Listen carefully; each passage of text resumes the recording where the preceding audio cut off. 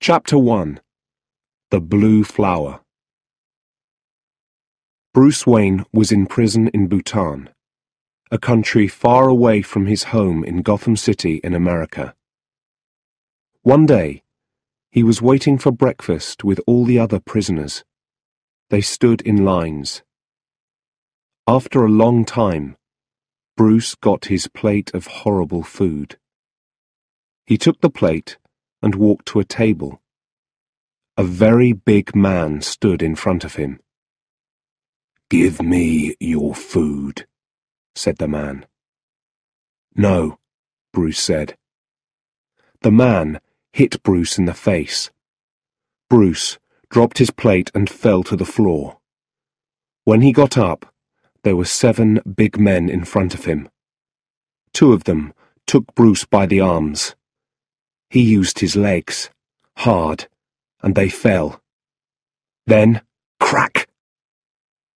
At the sound of the gun, all the prisoners quickly got down on the floor. A prison officer took Bruce's arm. "You're coming with me," he said. "Why?" asked Bruce. "So I'm safe?" "No," said the officer. "So they're safe." The officer pushed Bruce into a room and closed the door with a bang.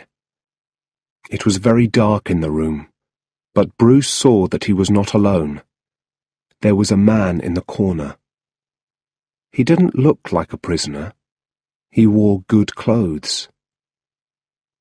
"My name is Ducard," he said. "I work for Raj Al Ghul. Do you know him?" "Is he a criminal?" Bruce asked. "He is not a criminal," said Ducard. "He is a great man with very clever ideas. He knows that you're in trouble, Mr. Wayne. He wants to help you." Ducard walked to the door and shouted. The officer came and opened it. Ducard turned to Bruce. "There is a very special flower," he said. "It grows on the mountain near here. It's blue. Find it and take it to the top of the mountain. There, you will find the answer to your question." "And what is my question?" asked Bruce. "Where am I going?" said Ducard, and he left. Why is Ducard interested in me? How does he know about me? Bruce asked himself. He sat on the hard bed and began to think about his life. He remembered that terrible day in Gotham many years ago. He is a little boy. He is playing with his friend Rachel. They are running in the garden at his home, Wayne Manor. There is an old well in the garden. Bruce climbs onto the well and laughs. "Look at me, Rachel! I'm—" Suddenly, he isn't laughing. He's shouting. "Help! Help! I'm falling!" And he falls down and down and down into the dark well. He hits the floor with a bang. "Ah! My leg!" he cries. It feels terrible. Then he hears some strange sounds. He isn't alone in the well. "Help! What is it?" He looks up and sees a cloud of terrible black things. Bats! They are flying towards him and into him. Their teeth are like knives. He thinks he's going to die. He makes himself into a ball and shouts, "Help! Help!" Then everything goes black. The next thing he remembers, he's in bed. The only person in the bedroom with him is Alfred. Alfred has always worked for the Wayne family. "You had a very bad fall, Master Bruce," says Alfred. "But you're going to be okay." Alfred waits for a moment. Then he asks, "Why do we fall, Master Bruce?" Bruce knows the answer, but he can't remember it. "I can't remember," says Bruce. "Tell me." "We fall," says Alfred with a smile, "so that we can learn to get up again." Bruce started to climb the mountain. He found the blue flower easily. He climbed higher. Up and up he went. It got colder and colder. Soon he was walking on ice. It started to snow heavily. Bruce was cold and unhappy, and very tired. "I have to get to the top," he thought, "but I don't know if I can." Then at last he saw a big building. He pushed open the heavy door and went in. Raj Al Ghul was sitting in a big chair. Dukhard was next to him, and there was a line of ninjas with swords in their hands, ready to fight. Bruce was frightened. He quickly showed them the blue flower in his hand. Dukhard took the flower. "Are you ready to start?" he asked. "Ready?" "Oh no," Bruce said. "I'm so tired." Dukhard threw him to the floor. "You must always be ready," he said. "Here we will teach you to be ready." One day, Dukhard said to Bruce, "You're not frightened of me, are you, Bruce? What are you frightened of?" "Bats," answered Bruce, and he told Dukhard about the bats in the well.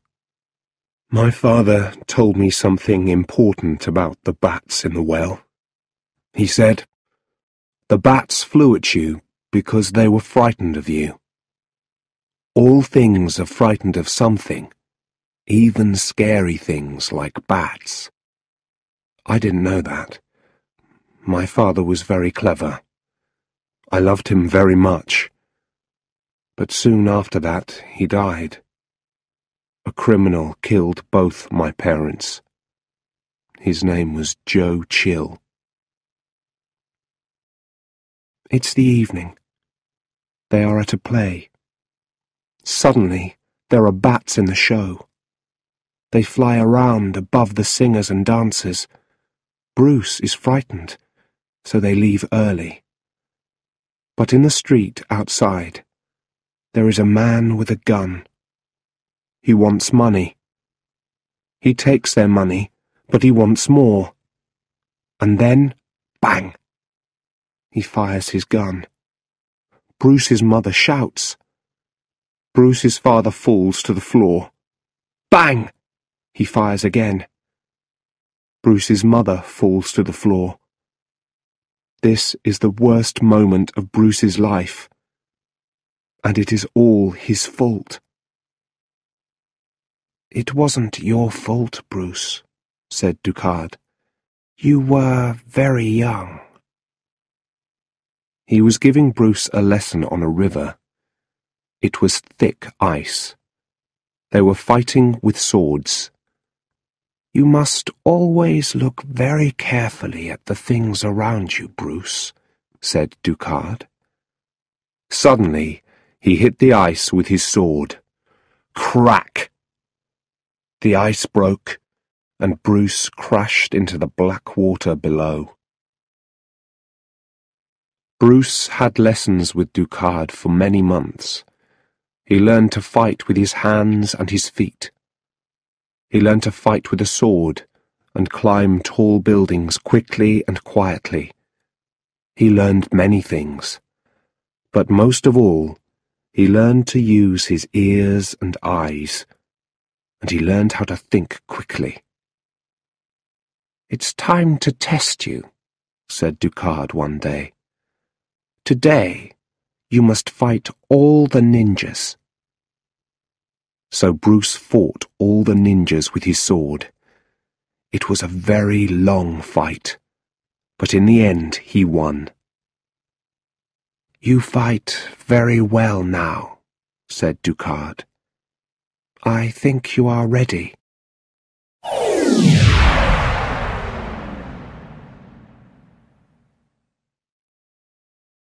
Chapter 2.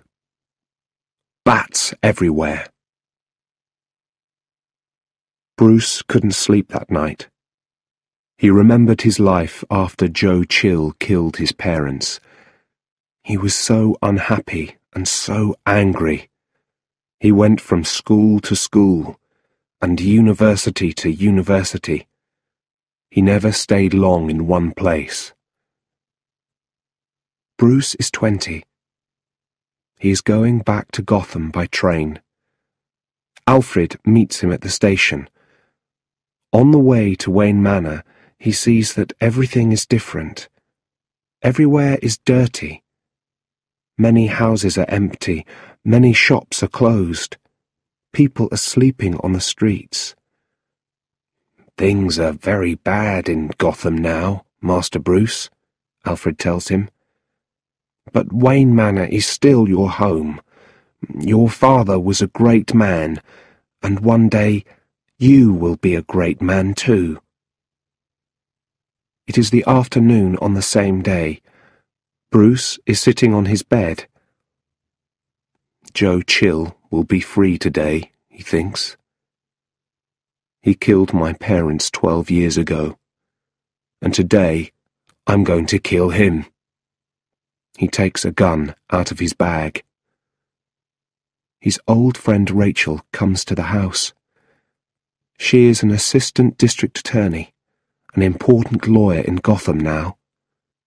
"Wow," he thinks when he sees her. "She is so beautiful." They drive to the prison. "Why are they freeing Joe Chill today?" he asks. "When he was in prison, he was in a room with Carmine Falcone, the famous criminal," Rachel explains. "They talked, and he learned lots of things about Falcone. He's going to give that information to the police." They arrive outside the prison.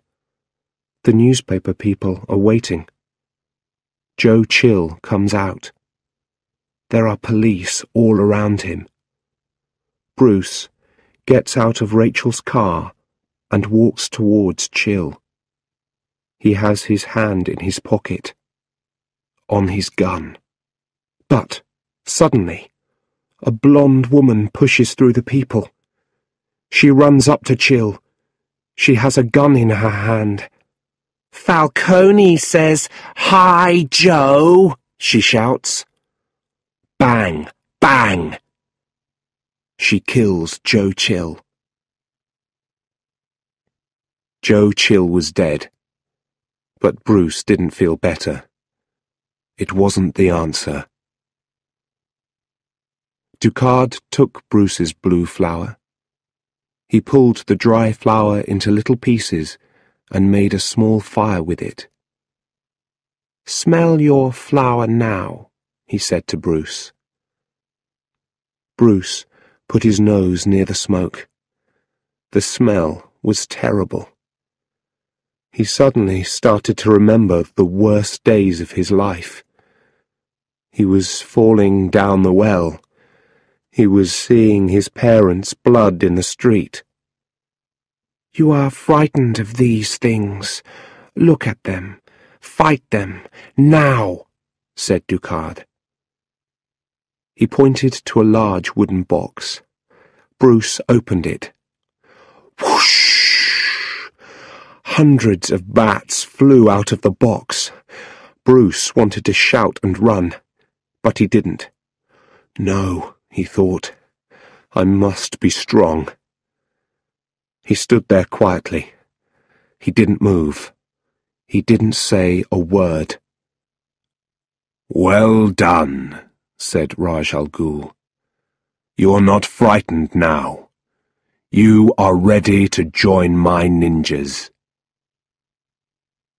He gave Bruce a light. "Take this light and give your life to me." Bruce took the light. "Where must I go with your men?" he asked. "To Gotham," answered Raj Al Ghul. "Gotham must die. You must kill all the people there." "No!" shouted Bruce. This could not be real. "We have taught you many things," said Raj Al Ghul. "Now you must do this for us." "I won't do it!" shouted Bruce. He threw the light on the wooden floor. It broke. A fire started and moved quickly around the room. It grew and grew. It reached the boxes of explosives in the cupboards. They started to explode. Bang! Bang! Ninjas ran everywhere. The roof started to fall. It fell on Raj Al Ghul and killed him. As Bruce ran to the door, he saw Ducard's body on the floor. He wasn't dead. Bruce pulled Ducard out of the building and into the snow. He pulled him down the icy mountain. Ducard was very heavy. Once, he almost fell over the edge of the mountain, but Bruce saved him. After some time, they came to some houses. Bruce left Ducard with an old man there. "You saved his life. I will tell him," said the old man. "Where are you going?" "I'm going home," said Bruce. Bruce walked down the rest of the mountain. He phoned Alfred. "I need you, Alfred," he said. "Please come and get me." Alfred flew to Bhutan, in the Wayne family plane, and took Bruce back to Gotham. He told Bruce all about the terrible changes in Gotham. Carmine Falcone was the crime boss in the city now. Everyone was frightened of him. And William Earl sat in Bruce's father's chair at Wayne Enterprises, the Wayne family business in Wayne Tower. "Bruce Wayne is dead," Earl told everyone. "I'm the boss now." Bruce listened carefully to Alfred. "I'm going to save Gotham, Alfred," he said. When they arrived home at Wayne Manor, Bruce saw a small black thing high on the wall. "What's that, Alfred?" he asked. "It's a bat, sir," answered Alfred. "There are lots of bats around here." Bruce suddenly ran out of the house. He ran to the well in the garden and climbed down and down. He reached the floor. It was very dark, but he could feel a cold wind. He found a hole in the wall and climbed through. He could hear water. It was quite near. He followed the black walls until they opened into a big cave. A river ran through the cave, and everywhere there were bats. Hundreds and hundreds of bats. Bruce smiled. The next morning, Bruce put on a new suit and went to Wayne Tower. The woman at the front desk at Wayne Enterprises tried to stop him. "You can't go in there," she said. "They're having a business meeting." But Bruce opened the door and went in. There were a lot of men sitting around a long table, and at the end of the table was William Earl. "Good morning, Mr. Earl. Good morning, everyone," said Bruce. Earl's face went white, But he quickly tried to smile. "My boy, how nice to see you," he said. "You're back. What a surprise. A nice surprise." "I've come back to work here," said Bruce. "I want to learn the family business." Bruce started work in the Applied Sciences office. This was the New Ideas office, but Wayne Enterprises didn't seem to be very interested in new ideas these days. The only other person in the office was Lucius Fox. Lucius was a friend of Bruce's father before he died. Bruce looked around the big room. It was full of strange and exciting things. "What's this?" he asked, and pointed to a black suit. "It's a bodysuit," said Lucius. "It can stop a knife. It can even stop a gun." "Can I have it?" asked Bruce.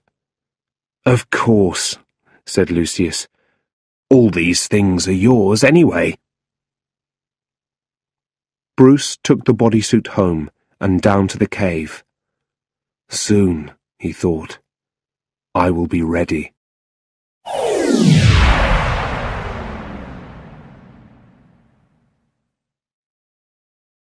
Chapter 3. A Man of the Night. The night his parents died, Bruce waited a long time at the police station. One of the police officers there was very kind to him. His name was Sergeant James Gordon. Bruce knew that he was a good police officer. He wanted to talk to Gordon now. But he didn't go as Bruce. He put on his black bodysuit and a mask. When Batman appeared in Gordon's office, the sergeant was surprised and frightened. "Who are you?" he asked. "What do you want?" "Don't be frightened, Sergeant Gordon," said Batman. "I need your help. I know Carmine Falcone is the biggest criminal in Gotham. Why is everyone frightened of him? Why does no one stop him?" "Because," said Gordon, "he pays all the important people in Gotham." Bruce went to the river for the first time in many years. There were lots of people there. They didn't have homes. They slept in the streets every night. Some people were standing around a fire.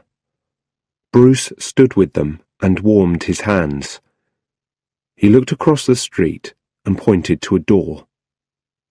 "Is that Carmine Falcone's club?" he asked. "Yeah," someone said. The next day at work, Lucius Fox said, "Come with me, Mr. Wayne.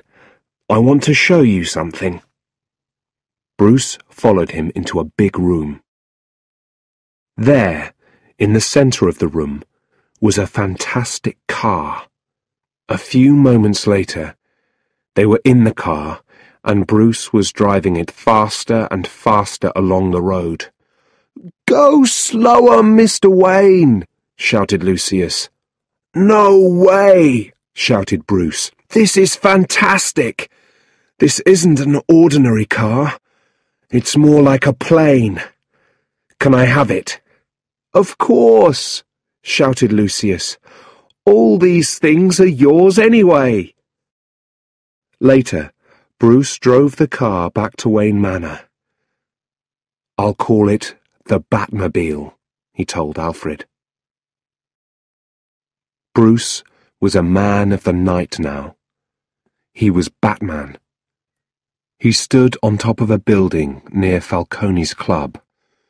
He watched the street by the river. He saw a police officer talking to a group of ship workers.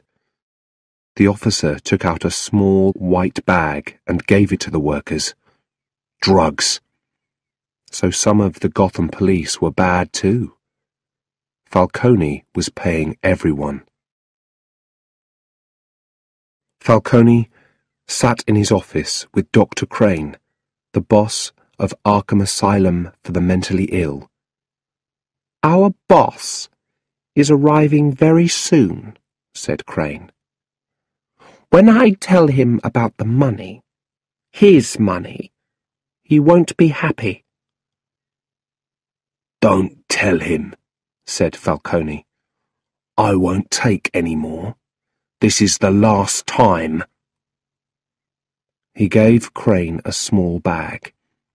"Do you want to test the drugs now?" he asked. Suddenly, there was a loud bang and the sound of guns. Crane quickly escaped through the door. Batman flew into the room. "What are you?" asked Falcone. "I'm Batman. Everything changes tonight." Batman crossed the city to Rachel's house. He climbed through her bedroom window. "Rachel, wake up," he said. "I want to tell you something. Everything changes tonight." "And who are you?" "A friend. I want to do good like you. I want to fight the bad people of Gotham." Sergeant Gordon arrived at the river. A lot of newspaper people were there. They were taking photos. Next to a ship, there was a large box full of small bags of drugs. Falcone's men were lying behind the box. "Fantastic," said Gordon. "Where's Falcone? He always escapes trouble." "Not this time. Look, he's over there," someone said. Gordon looked. There was a big light next to the river. A man was lying across the light. He wasn't moving. It was Falcone. Rachel read the newspaper the next day and saw the photo of Falcone on the front page. She smiled. At the police station, Sergeant Gordon's boss was very angry. "Who did this to Falcone?" he shouted. "Find him fast. The police look stupid because of him." "I think he's trying to help us, sir," Gordon said. "We don't need his help," shouted his boss. "Well, I think we probably do," thought Gordon, but he didn't say anything. Dr. Crane was visiting Falcone at the police station. "Tell the police I'm mentally ill," Falcone said to him, "or I'll tell them about you and the drugs." Crane was angry. "What do you know about me and the drugs?" he asked. "I know that you test them on people in your hospital," said Falcone. "I know the boss is planning something big." "Would you like to see my mask?" said Dr. Crane suddenly. "I use it in my tests. People are very frightened of it. They don't like it at all." He opened his bag and took out a horrible mask. He put it on. "How do I look?" Whoosh! Suddenly, white smoke came out of his bag. Falcone tried to shout, but his nose and his mouth were on fire. Water came out of his eyes. He saw horrible things in front of his eyes. Crane quickly put the mask back in his bag and shut it. He called a police officer. "I think Mr. Falcone is certainly mentally ill," he said to the officer. "We'll move Mr. Falcone to Arkham Asylum. We can take care of him there." Earl was angry. Bruce Wayne was back in Gotham. Earl wanted to sell Wayne Enterprises for a lot of money, but now he couldn't. And now he had another problem. His number 2 at Wayne Enterprises, Rogers, was telling him about it. "One of our biggest ships has disappeared," said Rogers. "There's a big, expensive machine on that ship," said Earl. "A very dangerous machine that can change water into steam."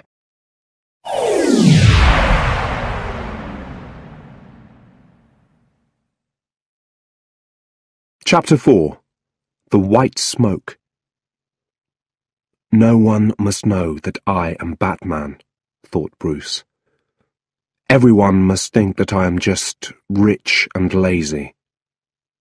So, one evening, Bruce went to have dinner at Gotham's most expensive hotel restaurant.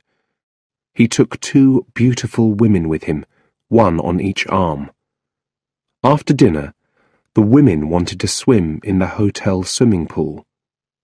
"It's closed," said the waiter. "Then I will buy this hotel and open the swimming pool," said Bruce. He jumped into the pool with the 2 women. Later, when Bruce was leaving the hotel with the 2 women, he suddenly saw Rachel.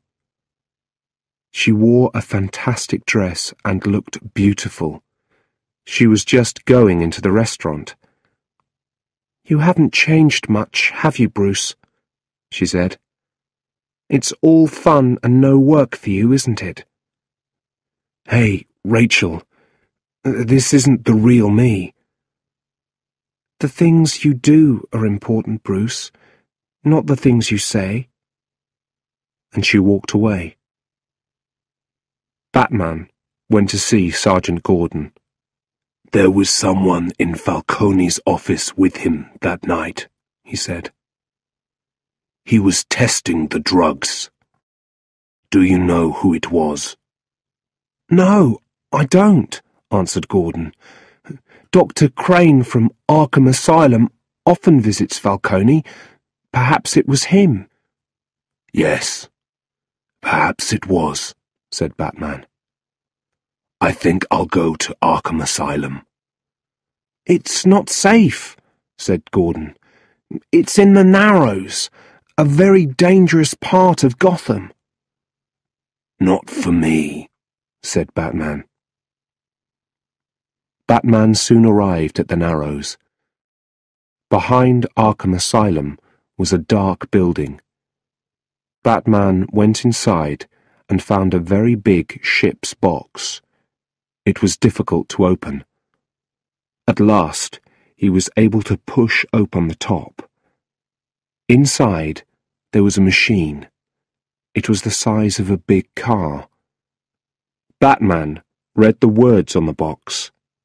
"Wayne Enterprises, 47B1ME." 2 people came into the building. One was a ship worker. The other was a man in a dark suit. They didn't see Batman. "What are the boss's orders?" asked the man in the dark suit. "We keep the machine here until he's ready," said the ship worker. "Fine," said the man in the dark suit. It was Dr. Crane.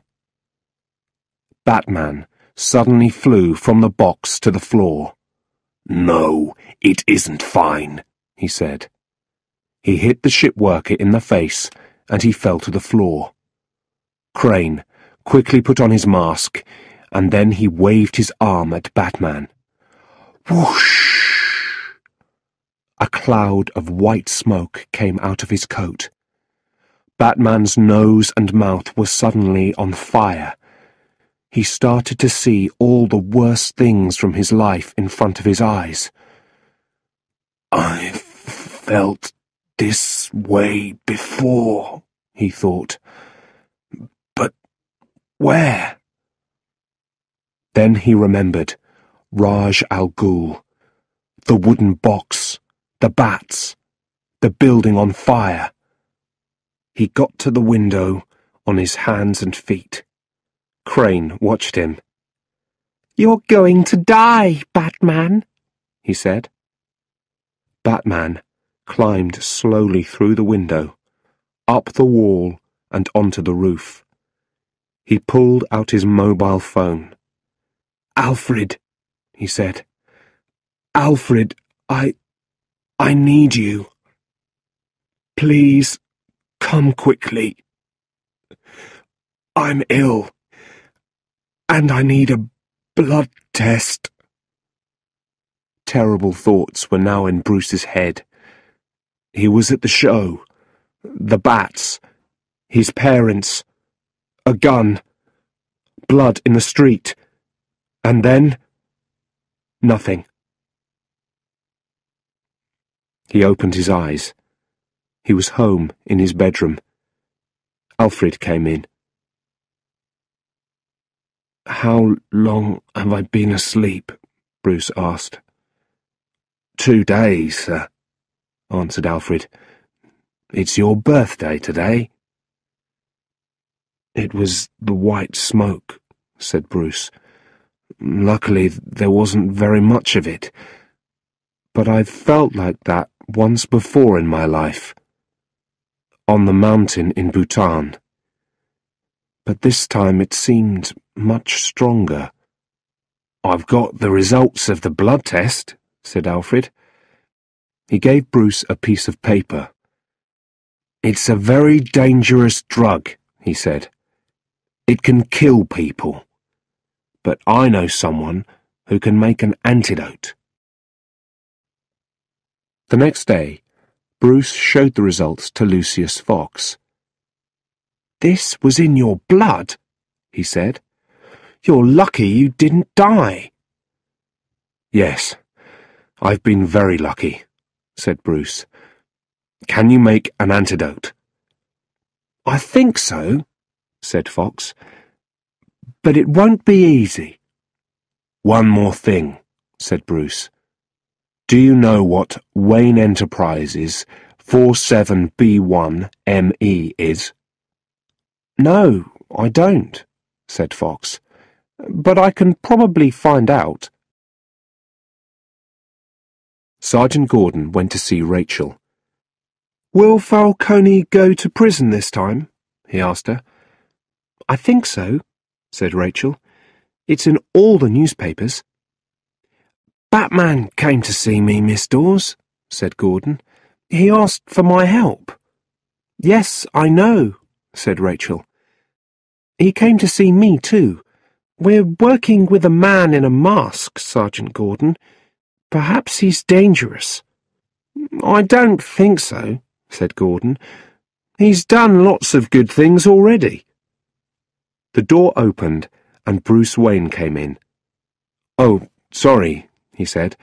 "I'll come back later." Gordon knew Bruce Wayne from the newspapers. "It's okay, Mr. Wayne," he said. "I was just leaving." He went out. "What do you want, Bruce?" Rachel asked angrily. "I want to invite you to a party tonight," he said, "and to say I'm sorry." Rachel smiled. She could never be really cross with him. "Where's the party?" "It's at home, at Wayne Manor," he said. An officer opened the door. "They've moved Falcone from the police station to Arkham Asylum," he said. "Who decided that?" asked Rachel. "The boss there, Dr. Crane." Rachel quickly put some things into a bag. "I have to go," she said to Bruce. "And I don't think I can come to your party tonight. I'm sorry." She opened the door and turned to Bruce. "Happy birthday, Bruce," she said.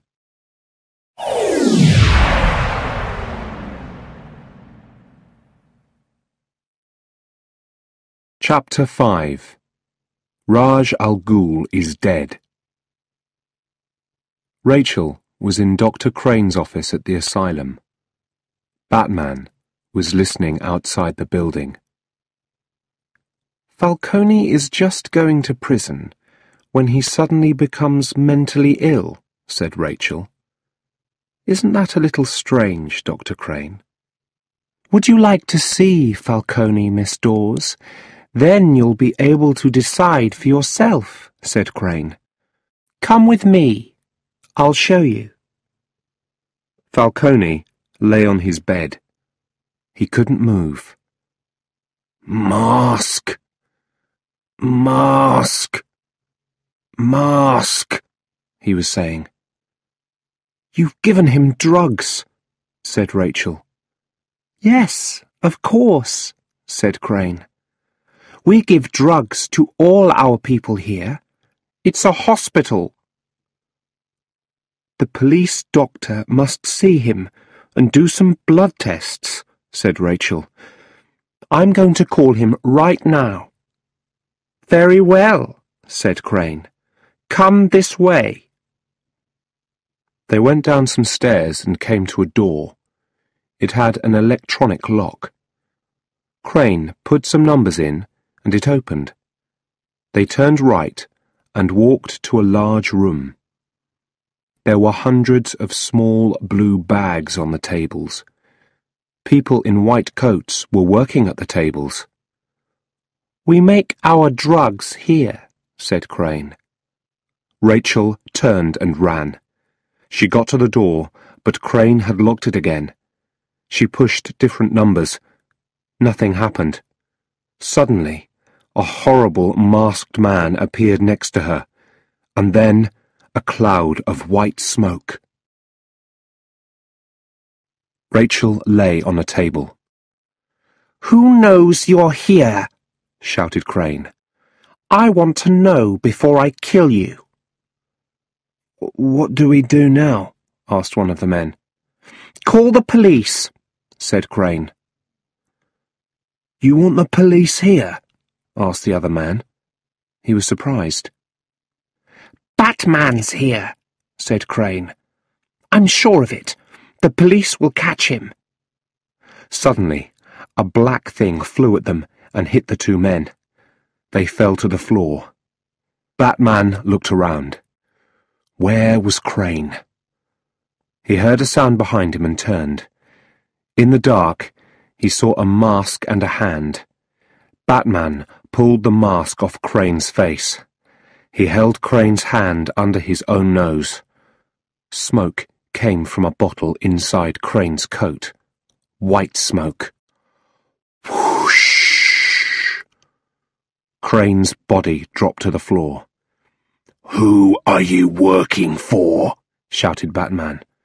Who's your boss? Ra's al Ghul, said Crane. He spoke with great difficulty. Ra's al Ghul is dead, Crane, said Batman.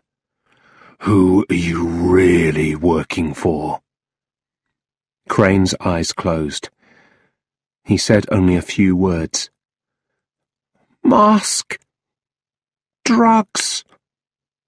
Smoke. Water. Steam. There was a loud voice outside. Batman! Come out! There are police everywhere. We are all around the building. You can't escape. Batman found Rachel. He took her in his arms and climbed up to the roof. Sergeant Gordon went into the building to find Batman. He started to climb the stairs.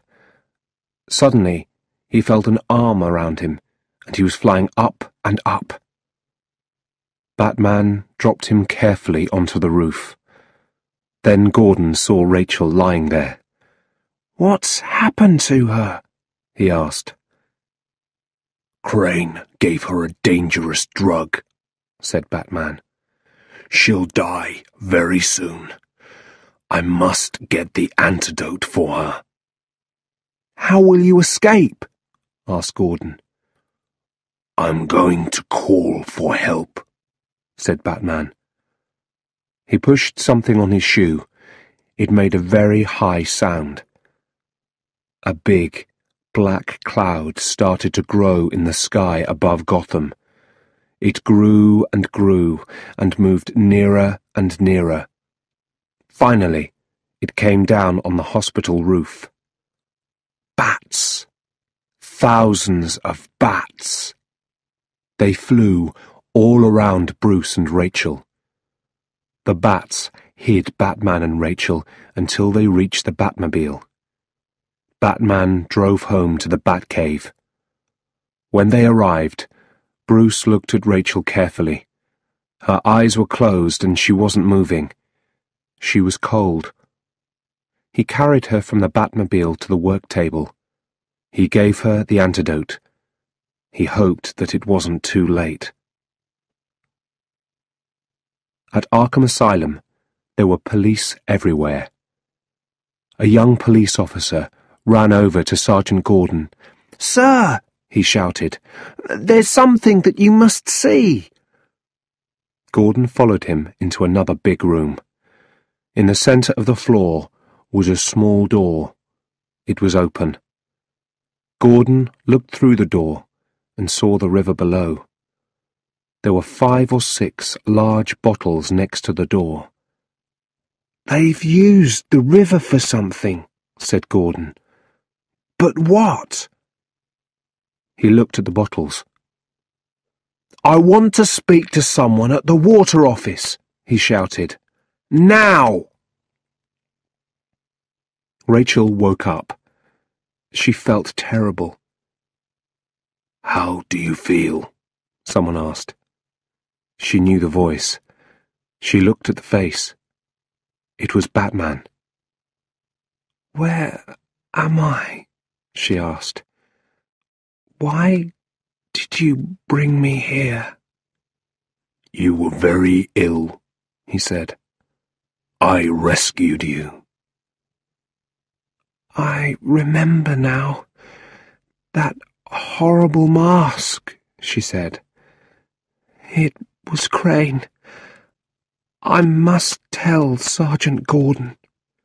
She tried to move. "No, don't get up. Stay where you are," said Batman. "Sergeant Gordon has got Crane already." "Why did you save my life?" she asked. "Gotham needs you," he said. "Here, take this. It will help you sleep. When you wake up, please find Sergeant Gordon. Give him these." He held up 2 small bottles. "Only Gordon. No one else." "What are they?" she asked. "The antidote to this killer drug," said Batman. "1 bottle is for Gordon himself.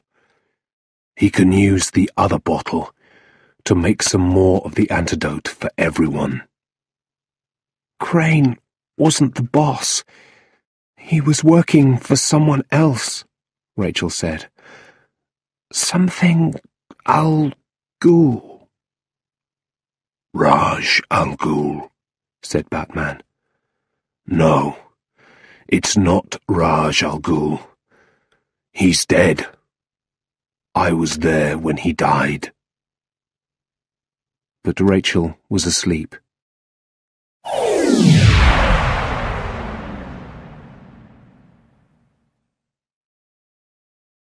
Chapter 6.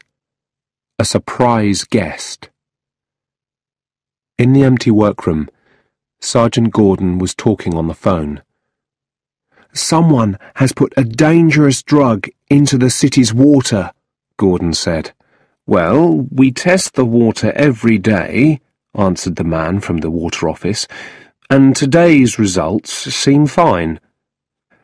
"Perhaps it's safe to drink, but dangerous to smell," said Gordon. "That's possible," said the waterman. When he finished his phone call, Gordon saw the large ship's box. "What's that?" he asked. "Let's open it." They got the top off and found a machine.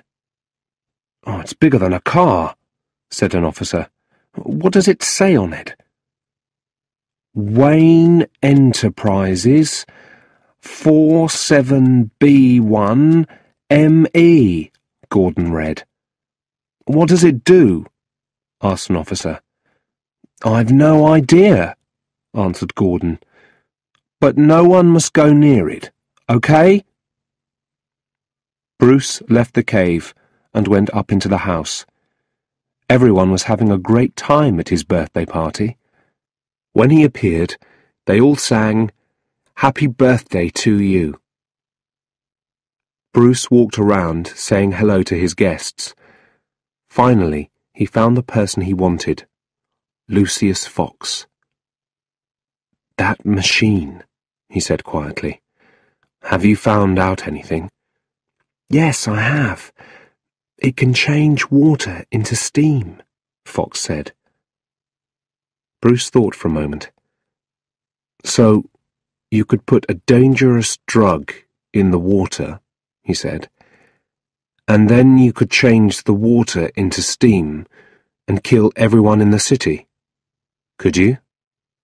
"Yes, you could," said Fox. "Oh, no." Bruce went quietly across the room towards the door. He had to leave as soon as possible. But on the way, a woman took his arm. It was Mrs. Delane, an old friend of his father. "Bruce," she said, "I want you to meet someone." "I'm sorry, I can't stop now, Mrs. Delane," said Bruce. "I have to—" But then he looked at the man with Mrs. Delane. The man wore a blue flower in his jacket. "This is Mr. Al Ghul, Bruce," said Mrs. Delane.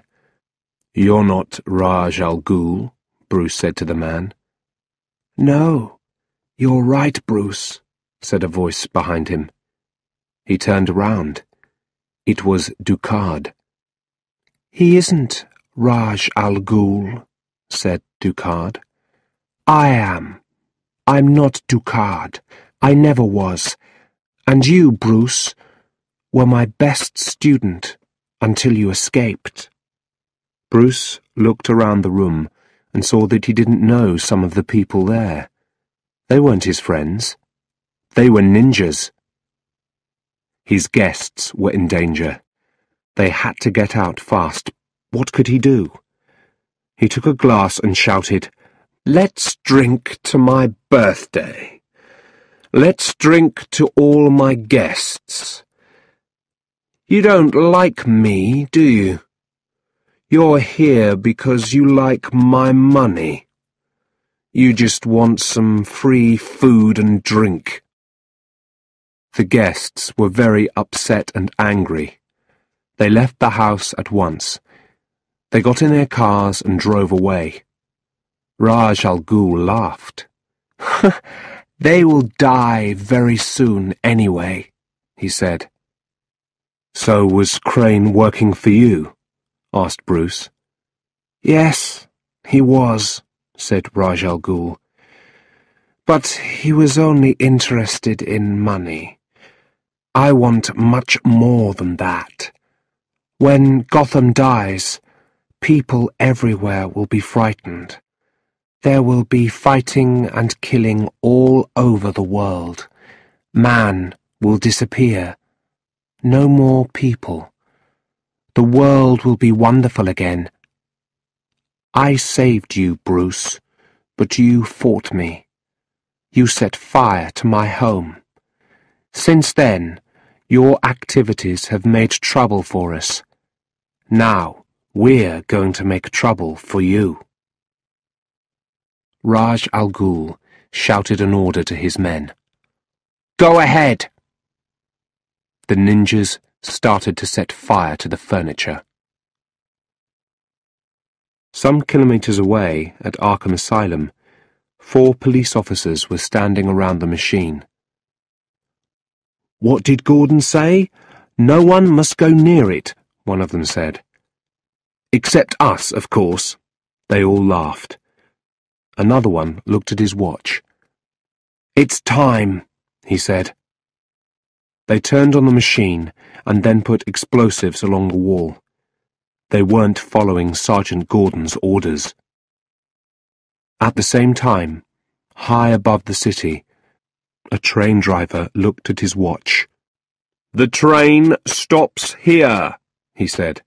"Everyone out." The passengers got out. The same thing was happening on buses and trains all over the city. Everything in Gotham stopped. Sergeant Gordon was standing outside Arkham Asylum. Rachel ran towards him. She gave him the 2 small bottles. "These are from Batman." Boom! Before he could answer, there was a big explosion. Gordon ran towards the room with the machine. There was no wall. 4 police officers were pushing the machine outside. One of them pushed something on the machine. It started to make a strange sound. Boom! There was a second explosion. Boom! Then another. Boom! Then another. There was steam everywhere. A small cloud of steam moved towards Gordon. The smell reached him. His nose and mouth were on fire. At the water office, the workers were looking at a map of Gotham City. There were small lights all over the map. All the lights were green, except one. The light at Arkham Asylum was red. Wayne Manor was on fire. "Have you come to kill me?" Bruce asked Raj. "No," said Raj. "I've come to ask you a question. Will you join us?" "Never," said Bruce. "I don't want to be part of this." "Then fight me," said Raj, "and die with Gotham." He took out a sword. They fought and fought, until finally Bruce stood over Raj with his sword above Raj's head.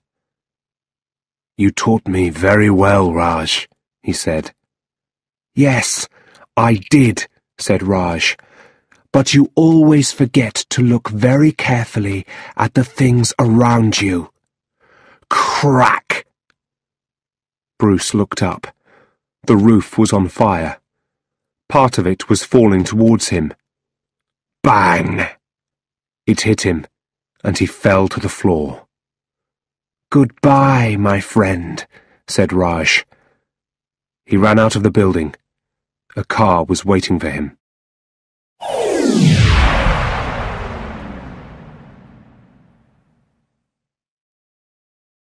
Chapter 7. Crash!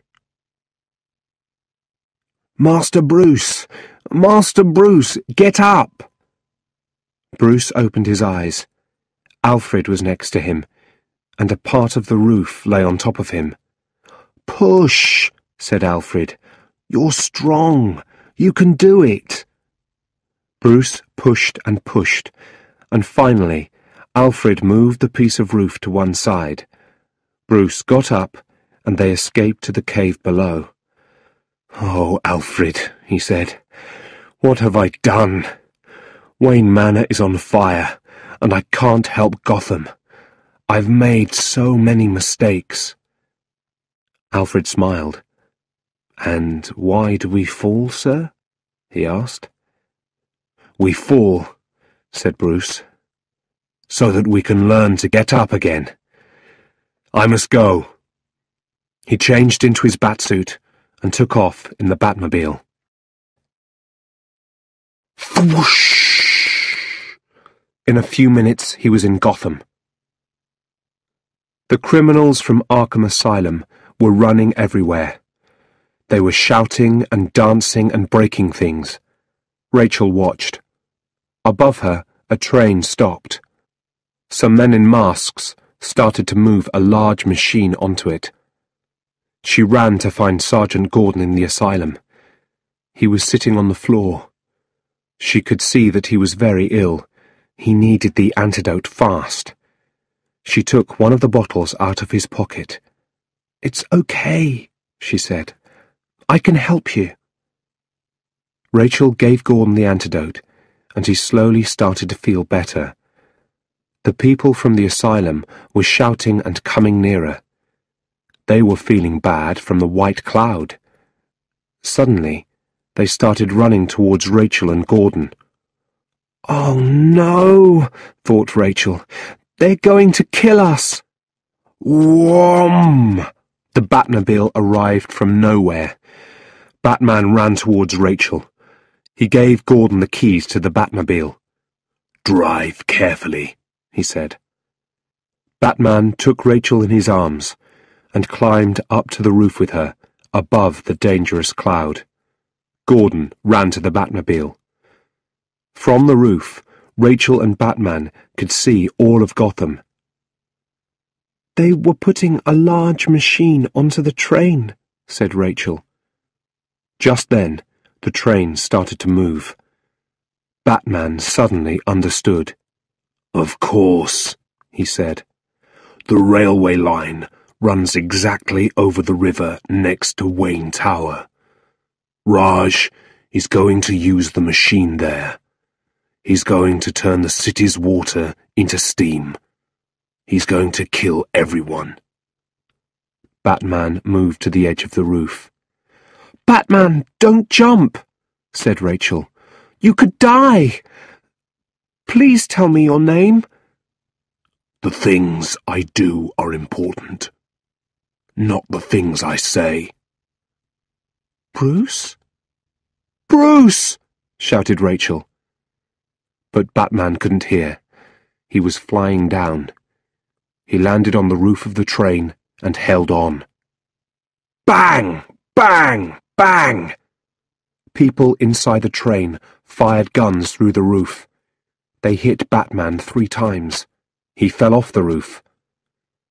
The ninjas in the last car of the train looked out of the window. First, they looked up. No Batman. Then they looked down. Batman was still there. He was hanging from a long line, flying from side to side under the train. On the street below the train, there was a ninja in the back of a green car. He was pointing his machine gun at Batman. Gordon came around the corner in the Batmobile. He was driving very fast. Kazam! He hit the green car. It crashed and exploded into a ball of fire. Batman climbed up the line to the train. He got into the last car and finished the ninjas there. Then he went to the front of the train. When he reached the first car, Raj turned. His mouth opened. "You!" he said. He took out his sword and ran at Batman. Batman quickly moved to the front edge of the train. Raj lifted his sword over Batman's head. Batman held it and broke it in 2. The train was moving nearer and nearer to the center of Gotham. It was moving nearer and nearer to Wayne Tower. "I must stop the train," thought Batman. He reached out of the front of the train and threw Raj al Ghul's sword under the wheels. There was a terrible noise. Raj threw himself onto Batman and put his hands over his mouth and nose. Batman couldn't move. Everything started to go black. "Now you're really frightened, aren't you?" said Raj. Batman looked into Raj's face. He saw the end of the world there. That made Batman angry. And when he was angry, he was strong. He suddenly pushed hard against Raj and flew out of the train and into the sky. Raj looked up in surprise and anger. Then he was very frightened. The train was going to crash in less than a second. It came off the railway line and fell down and down, and then crash! It landed in the car park in front of Wayne Tower and exploded into a ball of fire. Soon, all the bad guys were in prison or out of a job. The people of Gotham began to build their great city again. Everyone wanted to work together now. William Earl walked into his office the day after the train crash.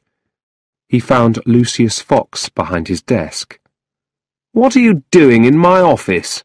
he asked. "It's my office now," said Fox happily. "I'm the new boss of Wayne Enterprises." "Who says?" Earl asked. "I say," said Bruce from behind Earl. "It's my business. Goodbye, Mr. Earl." There were builders at Wayne Manor. They were slowly and carefully building a new house, exactly like the old one.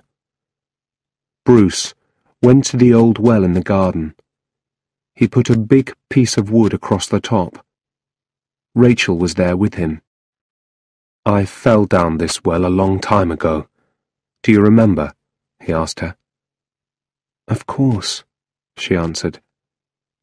"Things were never the same after that," he said. "What was different?" she asked. Bruce put another piece of wood across the well. Now it was completely closed. "I wasn't a child anymore," he said. "I began to be a man." "You're a great man, Bruce," she said. Bruce looked at her. She could see that he loved her. "There's no place for me between Batman and Bruce Wayne," she said. "I don't have to be Batman," he said. "I can choose my own life." "No," she said. "I don't think you can. Great people can't always choose their lives. Gotham needs you.